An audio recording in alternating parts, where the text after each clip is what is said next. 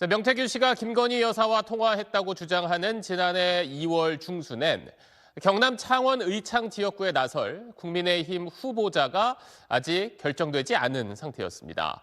앞서 나왔었던 검사 재직 도중에 총선 출마를 선언한 김상민 전 부장검사, 또 당시 지역구 현역이었던 김영선 전 의원을 비롯해서 여러 후보들이 이 공천을 받기 위해 경쟁하고 있었습니다. 하지만 김 전 부장검사와 김 전 의원 모두 경쟁에서 탈락했고 공천장을 거머쥔 김종양 현 의원이 총선에서 승리했습니다. 자, 오늘 명 씨가 언급했던 그 당사자들은 저희 취재 결과 그 통화 내용을 모른다거나 또 의혹을 전면 부인했습니다. 이 내용은 박하정 기자가 취재했습니다. 지난해 1월 9일 김상민 전 부장검사는 당시 현직 검사 신분이었는데 창원 의창 국회의원 선거에 출마하겠다고 선언했습니다. 저를 낳아주고 키워주었던 이곳 굳세어라, 잘해라, 응원해주었던 고향 창원에서 다시 새롭게 시작하려고 합니다. 하지만 한 달여 뒤인 2월 13일 김 전 부장검사는 공직자로서 정치적 중립 의무를 위반했다는 이유로 법무부로부터 정직 3개월의 징계를 받았습니다.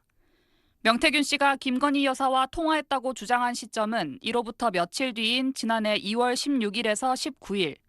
명 씨의 주장을 보면 김 여사는 경남 창원 의창 지역구에서 뛰던 김종양 당시 예비후보를 가리켜 기회주의자라고 불렀고 김 여사는 이어 윤한홍 의원도 맞다고 하면서 김 검사가 국회의원이 돼야 한다고 했다고 말했다는 겁니다. 김 여사가 박완수 경남지사에게 전화해 김 검사를 도우라고 했다고 말했다는 주장도 있습니다. 현재 국가정보원장 특보인 김 전 부장검사는 SBS에 명 씨 주장에 대해 아는 부분이 전혀 없다며 현재 정치를 하지 않고 있고 국정원에서 일하는 상황에서 명 씨 주장의 허위 여부를 평가하기도 부적절하다고 말했습니다.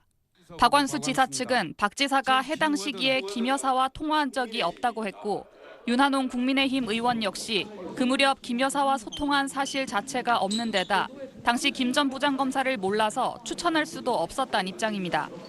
명 씨의 주장에서 보수 최다 의석 발언의 당사자로 언급된 이철규 국민의힘 의원도 당시 정치 지형상 보수 최다 의석은 불가능했다며 말이 안 되는 주장이라고 일축했습니다. 김 여사는 이 사안에 대해서 입장을 따로 내지 않았습니다. SBS 박하정입니다.